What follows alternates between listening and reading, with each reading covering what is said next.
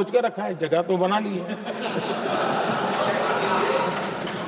और आदरणीय अध्यक्ष जी, मैं लाइटर में मैं जरूर कहना चाहूंगा, हर एक के अपने राजनीतिक कारण होते हैं और पराजय का डर जरा हैरान करने वाला होता है, लेकिन अपने यहाँ जब कोई भी शुभ काम होता है उसको नजर न लग जाए, इसलिए काला टीका लगाने की परंपरा है। मैं आपका धन्यवाद करता हूं काला टीका लगाने के लिए, बहुत बहुत धन्यवाद।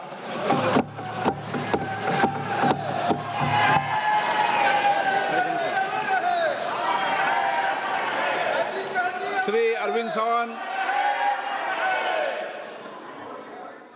तो प्रधानमंत्री नरेंद्र मोदी को अभी आपने सुना कहते हुए कि कुछ लोगों को यह लगता है कि इसमें कहीं ना कहीं मोदी का राजनीतिक स्वार्थ है।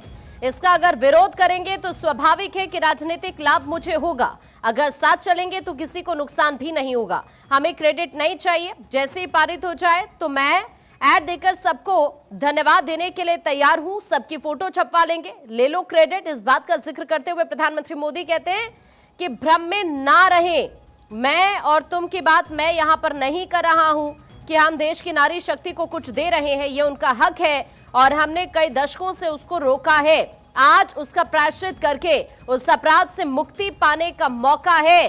प्रधानमंत्री नरेंद्र मोदी यहां पर कहते हैं कि हम सब जानते हैं कि कैसे चालाकी चतुराई की गई है, हम इसके पक्ष में है ही, लेकिन हर बार कोई ना कोई टेक्निकल पूंछ लगाकर रोक दिया गया। लेकिन अब देश की नारी को कोई नहीं समझा पाएगा।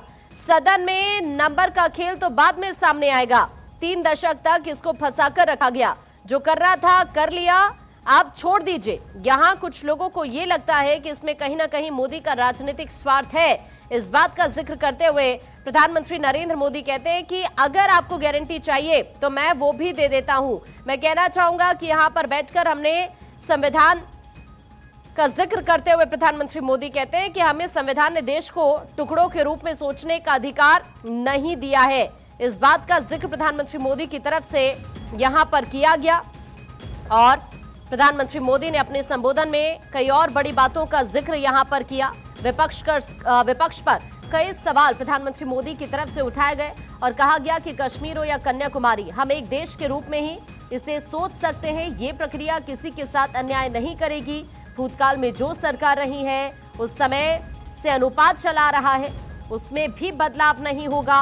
प्रधानमंत्री मोदी ने कहा कि अगर गारंटी शब्द चाहिए तो मैं वो शब्द भी उपयोग करता हूं, वादा की बात करते हो तो उसे भी इस्तेमाल करता हूं, तमिल में कोई शब्द हो तो मैं उसे भी कहता हूं, क्योंकि जब नियत साफ है तो शब्दों का खेल करने की कोई जरूरत नहीं है। प्रधानमंत्री मोदी ने कहा कि पिछले दिनों हम 2023 में जब चर्चा कर रहे थे तब हर कोई ये कह रहा था कि जल्दी करो, तब हमारे पास समय नहीं था, अब हम इसे 2029 में करने वाले हैं, इसीलिए समय की मांग है कि हम और ज्यादा विलंब ना करें। इस दौरान संविधान के जानकार लोगों से हमने चर्चा की है। सारा मंथन करते करते ये सामने आया कि कुछ रास्ता निकालना ही होगा, तब हम माता बहनों की शक्ति को जोड़ सकते हैं। आदरणीय अध्यक्ष जी, मुझे याद है तब तो मैं शासकीय व्यवस्था की राजनीति में नहीं था, मैं एक संगठन के कार्यकर्ता के नाते काम करता था। उस समय एक चर्चा सुनने को मिलती थी गलियारों में कि देखिए ये कैसे लोग हैं,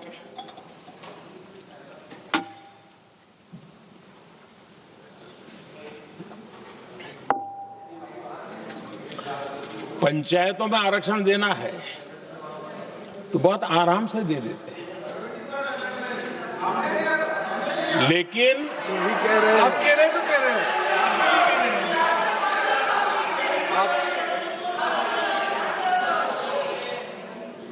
पंचायतों में आरक्षण देना है तो आराम से देते हैं, क्योंकि उसमें उनको खुद का पद जाने का डर नहीं लगता है।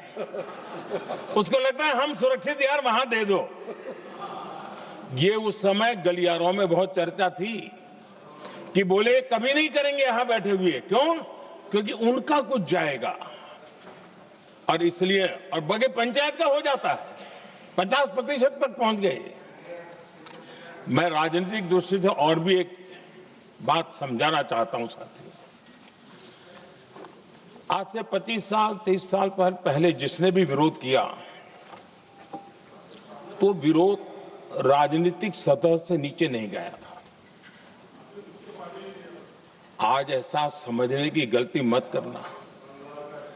पिछले 25-30 साल में ग्रास रूट लेवल पे पंचायती चुनाव व्यवस्थाओं में जीत करके आई हुई बहनों में एक पॉलिटिकल कॉन्शियसनेस है। वे ओपिनियन मेकर हैं ग्रास रूट लेवल पे। 30 साल पहले वो शांत रहती थी, बोलती नहीं थी, समझती थी, बोलती नहीं थी। आज वो वोकल है और इसलिए अब जो भी पक्ष विपक्ष होगा, वो जो लाखों बहनें कभी न कभी पंचायत में काम कर चुकी है, प्रतिनिधित्व कर चुकी है, जनता के सुख दुख की समस्याओं को गहराई से देखा है, वो आंदोलित है। वो कहती हैं कि झाड़ू कचरा वाले काम में तो हमें जोड़ देते हो, वो तो परिवार में भी पहले होता था। अब हमें निर्णय प्रक्रिया में जोड़ो, और निर्णय प्रक्रियाएं विधानसभा में और पार्लियामेंट में होती है।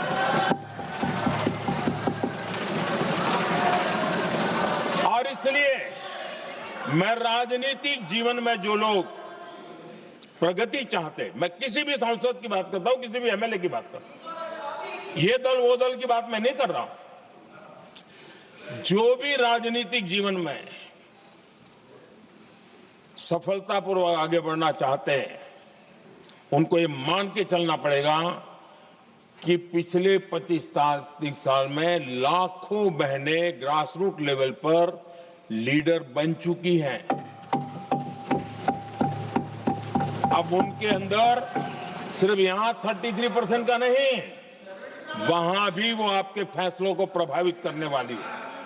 और इसलिए जो आज विरोध करेंगे उसको लंबे समय तक कीमत चुकानी पड़ेगी।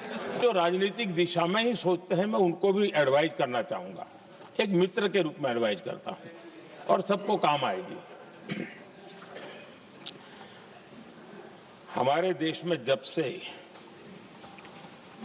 विमेन रिजर्वेशन को लेकर के चर्चा हुई है और उसके बाद जब जब चुनाव आया है, हर चुनाव में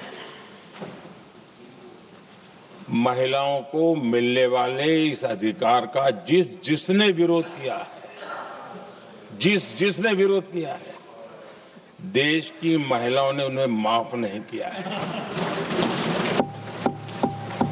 उनका हाल बुरे से बुरा किया है।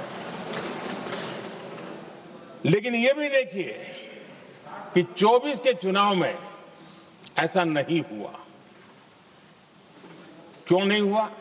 ये इसलिए नहीं हुआ कि 24 में सबने सहमति इसको पारित किया, तो ये विषय ही नहीं रहा। किसी के पक्ष में पॉलिटिकल फायदा नहीं हुआ, किसी का नुकसान भी नहीं हुआ। सहज रूप से जो मुद्दे थे, उन मुद्दों के आधार पर चुनाव लड़ा, क्योंकि 24 में सब साथ में थे। कुछ लोग यहां हैं, कुछ लोग नहीं है, लेकिन सब साथ में थे। आज भी मैं कहता हूं, अगर हम सब साथ में जाते हैं तो इतिहास गवाह है कि किसी एक के राजनीतिक पक्ष में नहीं जाएगा। ये देश के लोकतंत्र के पक्ष में जाएगा, देश के सामूहिक निर्णय शक्ति के पक्ष में जाएगा, और हम सब उसके यश के हकदार होंगे। न ट्रेजरी बैंक उसका हकदार रहेगा, न मोदी उसका हकदार रहेगा, यहां बैठे हुए सब हकदार रहेंगे। और इसलिए जिन लोगों को इसमें राजनीति की बू आ रही है, मैं चाहूंगा कि वो खुद के परिणामों को पिछले 30 साल में देख ले। फायदा उनका भी इसी में रास्ता दिखाता हूं। इसी में फायदा है कि जो नुकसान हो रहा है उससे बच जाओगे।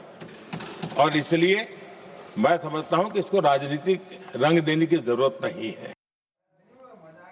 और आइए अब